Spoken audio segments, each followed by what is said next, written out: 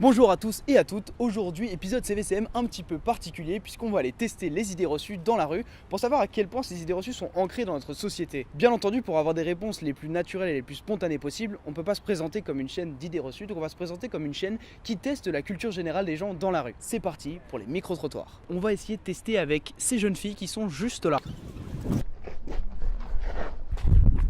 Alors, donc comme je vous ai dit, je vais vous poser 3 questions, peut-être 4, on va voir si ça se passe bien. La première question, c'est sur les sables mouvants. À votre avis, quel est le danger principal d'un sable mouvant? Va être emporté dedans. Englouti, emporté dedans, c'est ça? L'enlisement. L'enlisement? C'est-à-dire de se noyer dedans et de mourir enterré vivant. De se retrouver engouffré. Engouffré dans le sable Ouais. mouvant. On se noie dedans et on s'asphyxie. On se noie dedans, on s'asphyxie, et toi? On s'enfonce dedans, on n'arrive pas à en sortir. On coule pas dans un sable mouvant en tout cas. Donc c'est aspiré, Non, tu coules pas parce que t'es moins dense que le sable, donc tu vas flotter. non mais tu te fais pas aspirer par Ça c'est des légendes. Alors, toi tu dis qu'on se fait aspirer Ouais. et toi tu dis qu'on se fait pas aspirer, Ouais, c'est ça? Certain.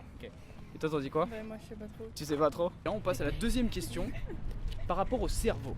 À votre avis, quel est le pourcentage que notre cerveau utilise au quotidien? Quel pourcentage 10%, utilise-t-on? je crois. 10 ou 20, je sais plus. Je crois que c'est 10%. 10. Ouais, moi je dirais 15. 15%, 10%, 15%? À votre avis, quel pourcentage du cerveau on utilise au quotidien? Je crois que c'est très petit. Je sais pas du tout. Tu peux me dire un ordre de grandeur, Je hein, vais ça dire peut être 20%. 20%? Ouais. Toi aussi? Ouais. Quel pourcentage du cerveau on utilise au quotidien? 14%. 14% exactement. Et toi? J'aurais dit une dizaine. 10%.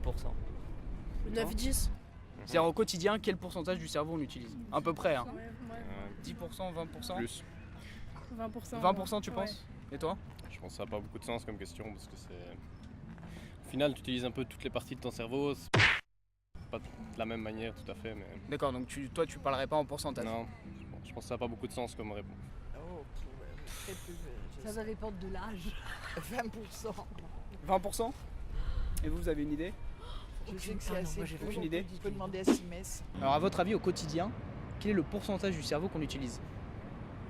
10%, 10% tu dis? 10% mais Ouais. en fait on utilise tout notre cerveau mais différemment. C'est-à-dire qu'on n'utilise pas que 10% et le reste c'est pas utile, c'est qu'on change à chaque fois mais pas plus de 10%. D'accord. Et toi? J'ai une théorie beaucoup plus farfelue parce que j'aime ça. Je pense que ça doit varier en fonction du degré d'intelligence des gens.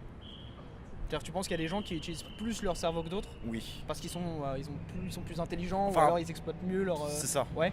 Quelle est la caractéristique principale de la schizophrénie pour vous? Changement de personnalité. Changement de personnalité. Ouais, qu'on Changement de change comme personnalité. ça, qu'on change. D'accord. Ouais. Ok, parfait. Oui, C'est qu'on a plusieurs personnes en soi en fait. En fait, D'accord. on a une personne, mais il y a plusieurs personnes. C'est un peu bizarre. Ok, parfait. Et toi? Quand on a plusieurs personnes en nous, quoi.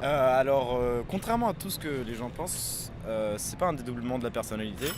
C'est entendre des voix dans sa tête, voir des choses qui n'existent pas et se sentir constamment menacé dans le sens où c'est comme être paranoïaque mais à un niveau plus élevé. Bon, merci beaucoup pour vos De rien, réponses. ça vous a fait Alors, plaisir. juste petite précision, donc notre chaîne YouTube et Facebook, en fait, c'est chaque semaine une idée reçue qui est décryptée ou un sujet un peu flou qui est analysé. Et alors en fait, le truc c'est que derrière chaque question là se cachait un petit peu une idée reçue. Donc c'est-à-dire que par exemple sur le sable mouvant, en fait, il y a très peu de chances de mourir englouti. C'est On vrai. peut pas être enterré par un sable mouvant. On sait pas, justement quand on regarde les dessins animés et tout, on voit les gens ils sont engloutis. Hein. Ensuite, pour le cerveau, en fait on utilise tout notre cerveau.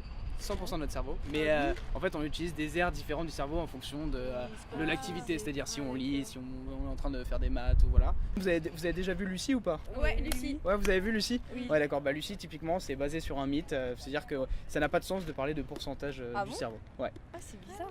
Hein. Ensuite sur le cerveau, effectivement tu avais également raison. Bon, ça a pas trop de sens de...